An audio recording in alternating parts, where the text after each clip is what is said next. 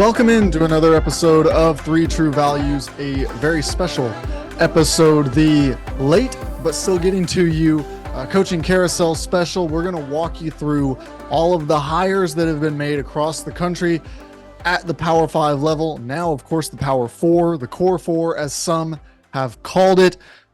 We're going to take you through, though, those big time hires that occurred and then address a couple of other hires across the country, and one coaching change that didn't end up happening, something that we followed for a while. It delayed the output of this podcast, and so we're going to walk you through everything from John Calipari to Arkansas to Dan Hurley talking with the Lakers, but choosing to remain at UConn. Here in the first segment, we're going to take you through some of the best hires that we saw in this cycle. And then in the second segment, we're going to walk you through a couple of the worst hires, take you through why I feel that way. Maybe a lot of times I would say, actually, it's not that I have anything against the coach. If you're coaching at this level, you are a very good basketball coach. You know what you're doing. You know your X's and O's. You can probably recruit pretty well as well. But do you have the experience that kind of goes with the pedigree of job that you took? Were there other candidates who maybe turned down that job, which make your hire look worse before you ever step into the role? Now that we've taken a little bit of time, we've seen how these coaches have started to build their roster, we can start to evaluate what they've actually done to this point as well. So we'll talk through that. Then, of course, we'll wrap up, take you through some of the other just fun coaching stories that we've seen play out across the country. But as we start here, we're going to open things with John Calipari in Arkansas. That gets an A in my book. But when we talk about John Calipari in Arkansas, that means that we have to talk about Eric Musselman and SMU as well. Because, of course, this whole move, this chain of events that we saw kick off in the coaching cycle, it does not happen if we do not have that move made where SMU fires Rob Lanier after good, not great results early in his tenure. He was not there for very long, but moving into the ACC, what they wanted to do was make sure that they were getting a splash hire, that they were going to immediately compete. They've invested a lot in the football program as well. They want to come into the ACC and show that they belong. They don't just want to be a member in spirit. They want on the field to impact how the ACC is viewed. And so they go out and they cast a wide net. They start looking at all kinds of names, and they end up landing with Andy Enfield, the USC coach, former Florida Gulf Coast coach. That hire, it gets a B for me. I'm not going to give it an A, not quite a B plus, just because, like I said, they were mentioned with a lot of big names throughout this process. You land on Enfield, who's coming off of a down year at USC, and for him, it's really a win-win. If I'm grading Andy Enfield taking this job, I give it an A plus, because first of all, what this does for Andy Enfield, it resets the clock. At SMU, sure, they have high expectations, but they understand that they are coming from the mid-major ranks into the high major ranks. So if he doesn't immediately get the results this year, he's got next year to round things into form. He's probably got a few more years after that to really get things going and have this team trending towards the top 25. Now at USC, he was coming off of a very disappointing year, a year in which not only did they have expectations, but had some big names arriving on campus. Isaiah Collier, one of the top recruits in the country. Bronny James, who in terms of a name, the brand standpoint, there wasn't a bigger recruit in the country coming onto a campus. Now, sure, you can talk about injuries. You can talk about different setbacks with that program.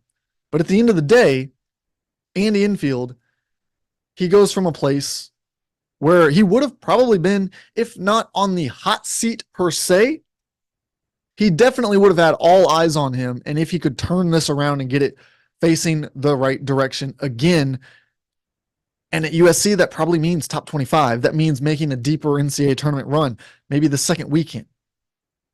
SMU is going to accept much more of the growth that's going to come with his tenure here. So for him, this move makes total sense. For SMU, look, you were able to go poach a coach from not only a high major program, but a high major program that has a lot of money, that has a lot of resources to offer. So congratulations to them.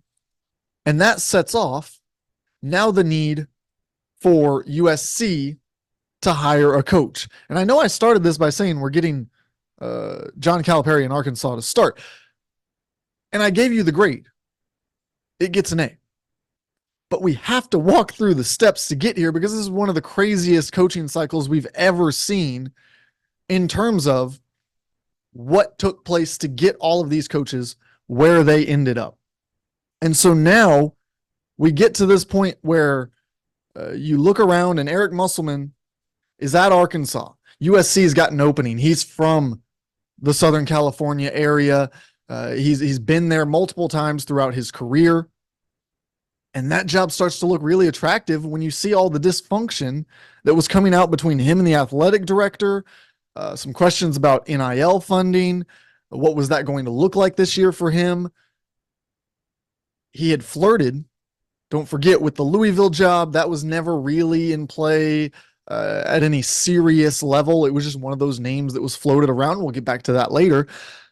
But now the USC job is open and it's time to call your bluff. And Eric Musselman goes out, he interviews for the job, and I think at that point it became quite clear he would take it. He also gets an A in my book, making that move. I know he had a down season last year. Things at Arkansas were about as bad of a disaster as you could possibly have. It got really ugly really quickly, but let's not forget this is a coach who makes it to the second weekend of the NCAA tournament just about every year. He had taken Arkansas to the Elite Eight very recently, and he has recruited well. He has landed 5 stars. He has gone out in the transfer portal. He basically invented the way that you build a roster through the transfer portal in 2024. So he knows what he's doing out there. He's now brought in this roster at USC, completely overhauled it. He's got 13 incoming players, 1 returning. So as you know, in college basketball, you get 13 roster spots. We'll see what shakes out with that situation. Right now, they have 13 commits, 1 returning player, which brings us to 14. And I think that he's primed for early success there at USC. We know that he's being supplied the funds because he's brought in a whole roster already. We know that he's been able to take these types of teams and transform them in the past. I think last year was more of a blip than any kind of indication of the way things were going for him as a coach or the programs that he runs. So I look for him to have a good first season there at USC, which brings us now to Arkansas, where we started this whole carousel of events, because now Arkansas has to look up. Eric Musselman is gone. What are we going to do?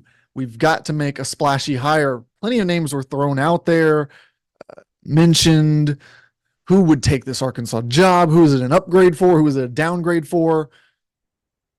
Well, then pretty much out of nowhere, we start to get reports that John Calipari is seriously interested in making this move from Kentucky to Arkansas within the SEC. I know it's crazy, but there was talk just weeks before, days before really, that John Calipari might be fired from his job at Kentucky. Mitch Barnhart had to meet with him, discuss the future of his tenure. And I know there was this talk about he has a lifetime contract. No one's on a lifetime contract. You can always get out of a contract if you want to move on from your coach. They were seriously considering doing that. So John Calipari makes the decision, rather than wait around and be one disappointing NCAA tournament away or one lackluster, and I don't think he would ever have one, but a lackluster recruiting class, a lackluster transfer portal class, one injury midway through the season that derails things. He was one of those away from losing his job, from being fired at Kentucky. Now, John Calipari did not want to be fired at Kentucky. So what does he do? He takes call from a friend of his who happens to have great connections at Arkansas. They end up working things out very quickly. He ends up making that move. And now He is within the SEC, and he's going to have to go back to Rupp Arena to face off against his former club in Kentucky. He has also gone into the transfer portal. Surprising. I know that one of the big criticisms at Kentucky was the way that he would use the transfer portal and the way that he would rely on freshmen, the way that he would recruit, his usage of NIL. Well, look, if you're going to get a fresh start at Arkansas, you might as well get a fresh start. Scrap everything. Go back to the drawing board. Now, I'm not saying that John Calipari is not going to bring in 5 stars each year. But what I'm saying is I think that it's clear from how he built this roster, he's taking a new approach. Last year, he waited well into the calendar to fill out his roster. He had Ivica excuse me, Zvonimir Ivicic. He had Jordan Burks come into the class late, Joey Hart. There were all these late moving pieces. Trey Mitchell does not transfer in until the summer. With Arkansas, he has said, I am not building a 13-man roster. He's going to build a 9-man roster. Maybe it expands to 9 to 10 to 11 in future years, but right now he wants a 9-man roster. Now, I think he's leaving himself very little room for error in terms of injuries there, but in terms of keeping people happy, I think that might really be the way to go. Maybe you have that 10th and 11th player, but understand that it's a freshman who's not going to get on the floor very much, who's probably going to transfer after the season. If you can build a roster that way, well, now you're talking about something much more in line with what college basketball is today. You have a rotation of 8 players, maybe 9 players, especially in the regular season. I think you can play 9. Once you get into the postseason, you really only need 7 or 8 players. And so he's taking this new approach. He's brought in transfers, John L. Davis.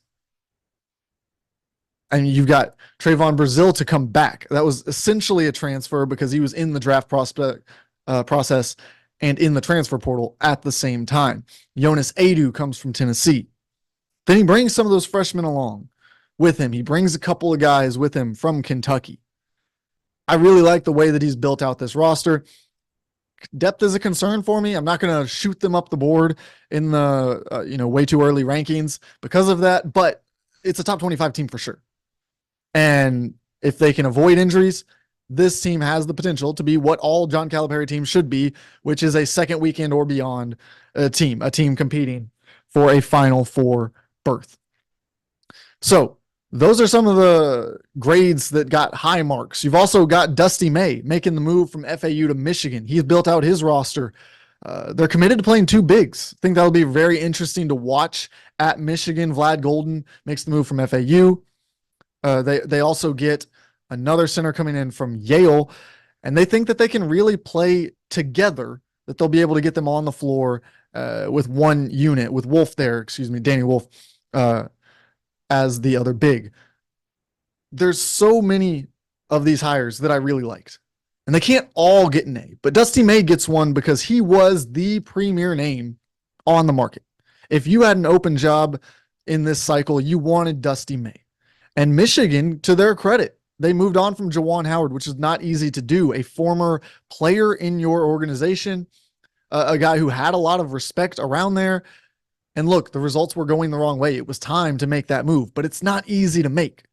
We've seen it time and time again. Just look at the Georgetown program trying to build back, get back to where they were for so long after sticking with Patrick Ewing when it was clearly not working there for some time. I think it's going to be interesting to see how quickly he can bring that program back into the second weekend, the Final Four conversation. And I know that I've said that multiple times now, but that's why these guys are getting A's, because these are coaches who can take you there, and they're now at programs where they can get there. And so I really like what I've seen from those hires. When we come back on the other side, I'll walk you through the rest of the hires that took place. Not all of them are going to be the hires that I think are per se the worst hires, but we will get into those as well. And of course, in the third segment, we have to talk about Dan Hurley and Doug Gottlieb. So stay right here with 3 True Values.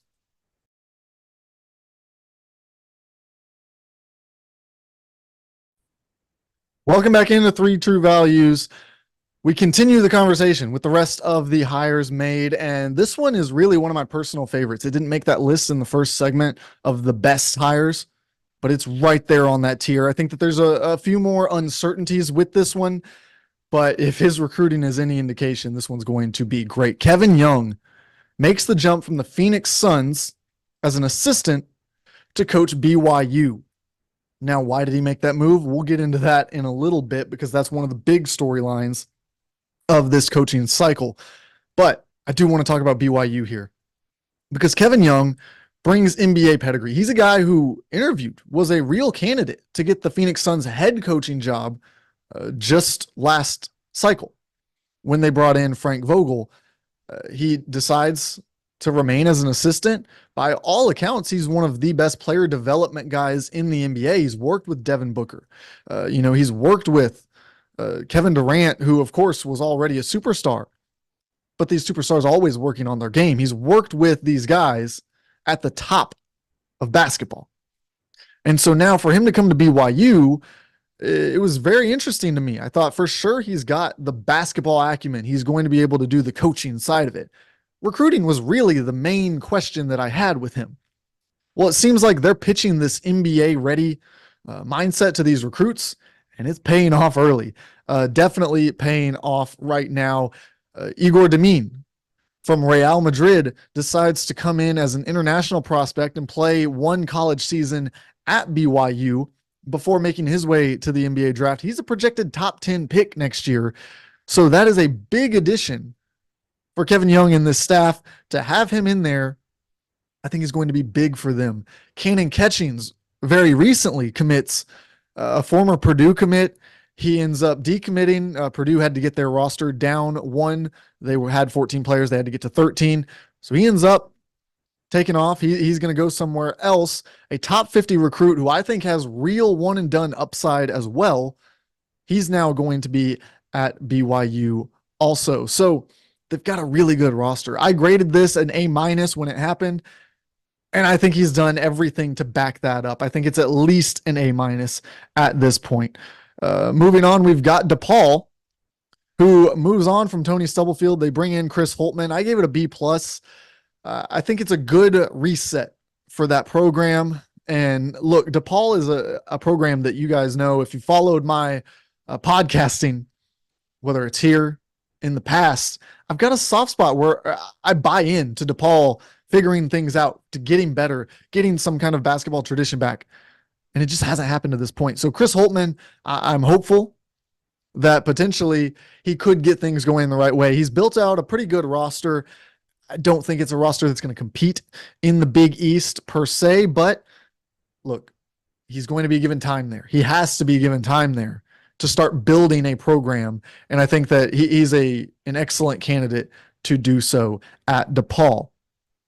As we move on, we will talk now about the two that everyone wants to talk about. These are the two that I graded the lowest out of all the hires, Kentucky and Louisville. Starting off with Kentucky, they end up bringing in Mark Pope from BYU. We just talked about how much I love BYU's hire. I'm not going to go so far to say that BYU improved their coaching situation at this point because Kevin Young has not coached an actual basketball game yet. Certainly recruiting wise, he's brought in probably two guys who would rank right up at the top of anybody that has been recruited at BYU previously in terms of what they were thought of before they arrived.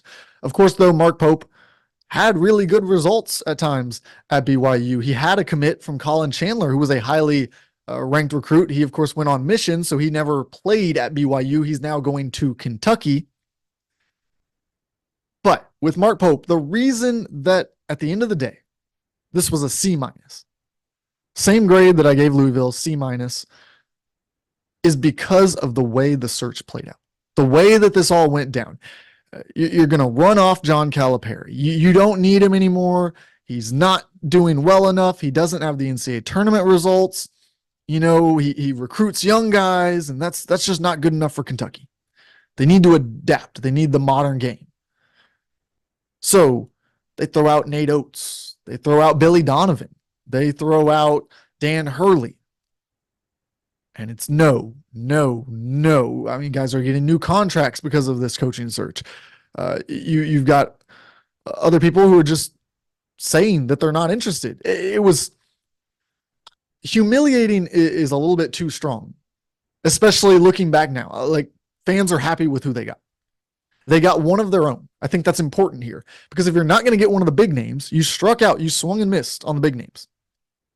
Scott Drew, we know, turned it down. And that's one of the struggles here, is that your grade has to fall in a coaching search if other people publicly turned you down. I believe that. I don't think that you can get an A+ for your hire, no matter how good the coach you have in place is, if we know that he wasn't the first person you offered the job to, that he wasn't the only person that you had eyes on. And that's a big thing with athletic directors. They love to tell you, this was our guy from start to finish. Kentucky can't come out and say that. That was not the case with Mark Pope. So he comes in. I have no doubts that he'll build a good roster, that he'll get the fan support behind him. But the other reality of this hire is he has not had the NCAA tournament success that Kentucky fans crave so badly and were missing from John Calipari. So, sure, Mark Pope can take things to the next level. He's now in the Kentucky job. And so he could have that success into the second weekend of the NCAA tournament, to the Final Four, national championships. That's going to be the expectation now. But he hasn't done it previously. He has no track record of being in those situations. So I'm interested to see how long the fan support, because he's an alumni, kind of persists and builds, and how much that momentum can carry him and put him on this pedestal that he needs to be put on to become that pedigree of coach. Because he can, you've never done it until you have. And so for Mark Pope, maybe that's this year, maybe it's the year after, whatever the case is. But you got to get there.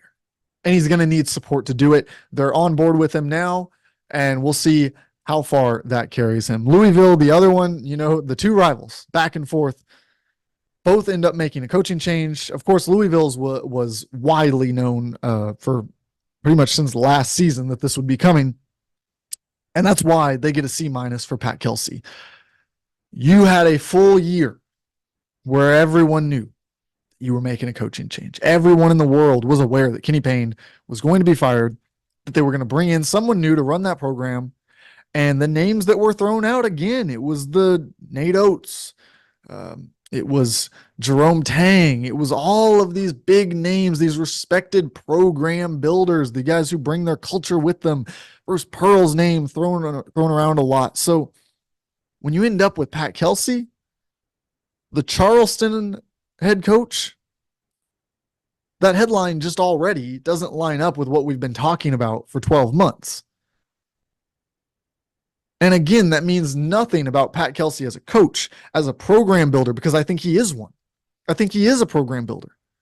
He's getting out in the community. He's going out there, and he will be a fundraiser to make sure he has that NIL money that he's going to need at Louisville. But when the options that we were presented, that we were told were going to happen, are coaches with Final Four pedigree, with years of experience at the high major level. Well, this is not that. So Pat Kelsey comes in, and the big knock that honestly I give this hire, and I know that this is perhaps not the way to view it, but I can't get it out of my head, and that matters. If your fan base can't get something out of their heads, it's going to impact the way that it is viewed from start to finish. And that's the fact that Pat Kelsey is a former Chris Mack assistant.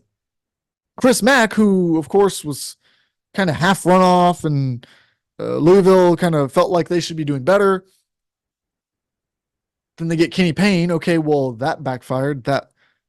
I'm sure there's plenty of Louisville fans looking at Kentucky and saying, we went down that road. Don't bring back the alumni. Completely different coaching resume for Mark Pope as a head coach instead of an assistant coach, which Kenny Payne had. But still, you're coming off of one of the worst tenures in your school's history ever. And the guy that you hire was an assistant last time that you had a coach who you didn't think was good enough, so you went into a coaching search. And he didn't, it just, it's hard to wrap your mind around. And then, of course, Chris Mack goes to Charleston. Now he's the head coach there. So a nice little circle of events taking place in that one. Pat Kelsey, he has put together a nice transfer portal class. I think they will compete at a much higher level than they have the last 2 years. Whether that results in some kind of NCAA tournament berth or even NIT, I'm not certain at this point, but I think that it will be a huge improvement in terms of the competitive nature of that team. As we move on here, we've got Ohio State. They went the interim route. Jake Diebler really proved himself on the floor. I give it a B- just because it's an interim head coach, and this is a big job at Ohio State. Another one that people really believed was going to be in the mix for a Dusty May. They were going to be talking to these big names.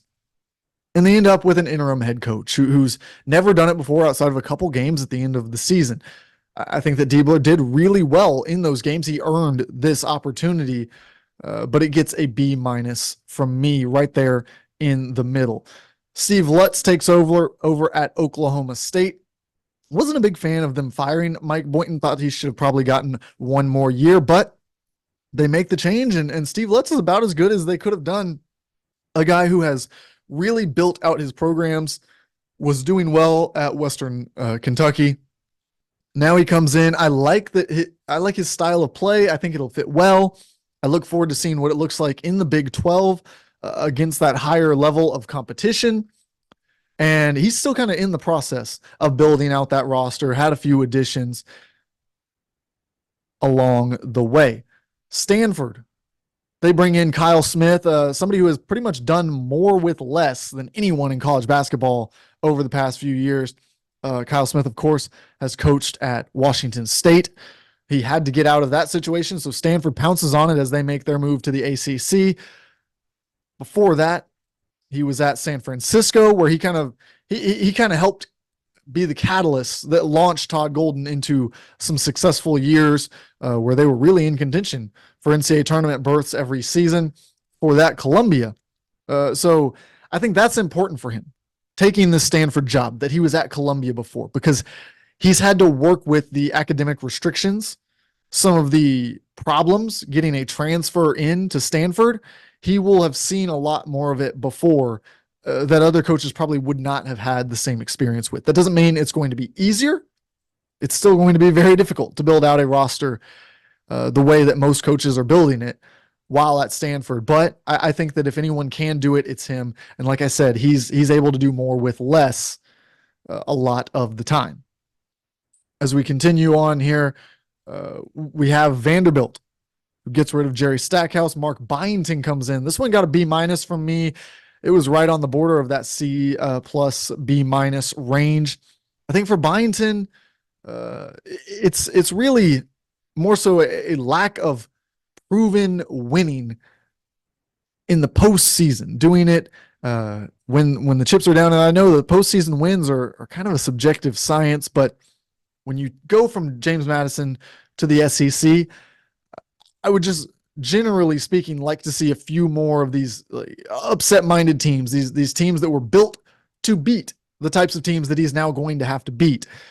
James Madison, don't get me wrong, was an excellent team this year. He's completely rebuilt that Vanderbilt roster. I think they've got a lot of really interesting pieces. I have not completely seen the vision of how they fit together, but I look forward to seeing that and getting more of an idea of what this roster will look like when it's out on the floor, when it's got a rotation, when you've got starters and a bench. What will all of that look like for Vanderbilt? Excited to see that there. Washington changes coaches. They bring in Danny Sprinkle from Utah State, one of the fastest risers in college basketball. This guy continues to take over a program, have unprecedented success, and then leave for the biggest job available in his area. So I think that maybe I would have liked to see a little more experience from him. Yes, he's risen up through this profession very quickly. That's why it got a B instead of a B+, because I think his resume is probably B plus worthy, but it's a short resume. And he's taken over at Washington, who now has to compete in the Big Ten with all of the big boys out there. West Virginia, they got an A or an A minus. I was right on the bubble on this one. Darian DeVries comes in to take over for Bob Huggins or Josh Eilert, whichever one you want to consider their last head coach. Eilert, of course, was the interim head coach, but did it so for a full season after the school let go Bob Huggins. Look, it's big shoes to fill, but I think that gap year really, that buffer is going to give him a lot of grace when he comes in and builds it his way. The way that things ended, obviously, it would have been very difficult to come in immediately and try to change the way that things were done. Now I think it's a lot easier for him to do that. So I like the setup for him. He's one of those guys who has that long resume of doing it at Drake, where consistently you had to worry about them in the NCAA tournament. They were not a team you wanted to face if you reach that stage of the postseason or in the conference tournament. Also had really good success. He brings his son with him, which is a great starting point. Tucker DeVries, one of the best transfers in the transfer portal. So you get started building your roster there. A few pieces that I like, not entirely sure how high this team is going to climb in year one, but I do really like him as a roster builder, as a culture builder there. I think he will start to bring things together and build up that West Virginia program into a powerhouse once again. When we come back on the other side, we will take you through the two other storylines that kind of dominated this coaching carousel right here on Three True Values.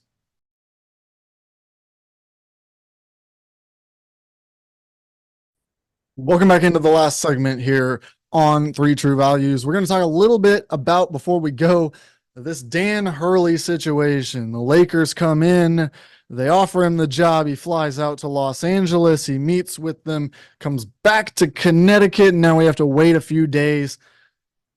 He comes back and it's announced that he will remain the head coach at UConn.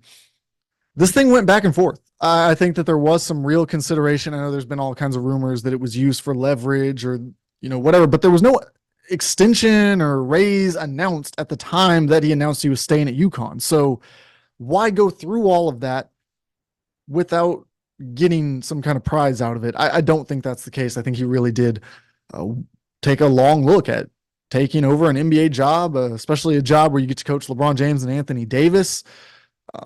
It had to be attractive to make that move, but he comes back to UConn. And I think ultimately what it comes down to, in addition to clearly he loves that program, he wants to be there, he wants to coach that team.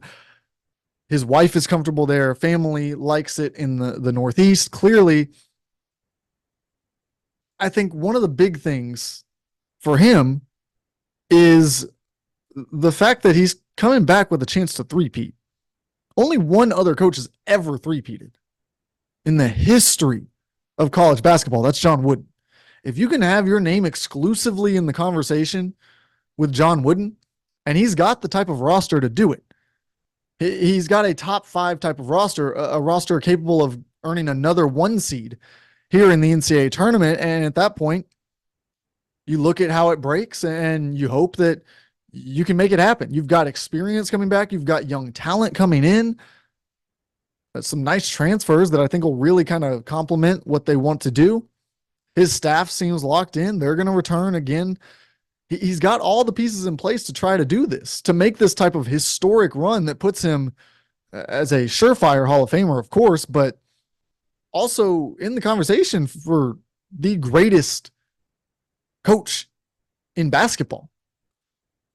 And then perhaps, when that's not on the line, eventually there's going to be a season where he's not coming off of a national championship, or when he doesn't have a chance to three-peat the next year. Maybe a team comes in and starts negotiating with him before he's built the roster out for next season, or when his coaching staff has kind of left out the door or spread their wings to go somewhere else. Whatever the case is, that NBA opportunity, that's going to be there. NBA teams, now that they know that he's interested, that he took this interview, they're always going to be calling. Every team that has an opening is going to do their due diligence and find out if Dan Hurley is interested in making the leap to the NBA. So He did not take that off the table by any means. Perhaps he can even land in a better situation than an aging LeBron and aging Anthony Davis with very few assets to work with. Maybe he can get an up-and-coming team, a young team, a team that's right on the cusp of the championship. Maybe they're right on the doorstep even, but they want a new coach to lead things the next season. Maybe he can step into that kind of role. Perhaps he can do it closer to home even. And then that looks a lot more attractive. So to be determined, I think personally that he will at some point take an NBA job, the same way that I've believed for a long time that Nate Oates will, if he leaves Alabama, I think the NBA is the biggest threat to make him leave Alabama. I don't think he has any incentive to go to some other program across the country, especially the ones that we know are going to be open anytime soon. So a similar situation where I think that NBA teams, if they find out that he's interested, they'll pursue him, because NBA teams can now offer something that college teams can't, and that's an off season. They can offer you the chance to go on vacation, to kind of take a break. And yeah, these guys want to be involved. They want to build a team, but at the end of the day, it's nice to have 2 weeks on the beach, especially when you make that much money, being able to spend it and not just continue to work day after day. It's pretty appealing. That's why we're seeing a lot of attrition in the college basketball coaching world. The other one that I want to talk about, there was a hire made, Wisconsin Green Bay. They hired Doug Gottlieb, the Fox Sports radio host, who will remain in his role there while coaching the team. I think this is fascinating. I am interested to follow along to see what happens. I'm sure it will build a lot of interest in not only his show, but that program.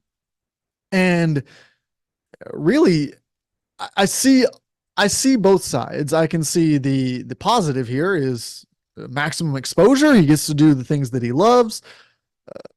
In theory, they don't really interfere with each other that much. But the downside is the second that the results go sideways on either one, the accusation is that you're not fully invested. And you never want that accusation flying around your job.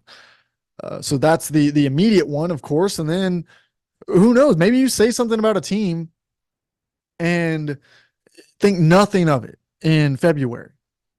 Well, now it's March. Your team has made the NCAA tournament and you're playing against that team. They're putting it up on the whiteboard. They're using it for motivation in the locker room. They're listening to it at halftime.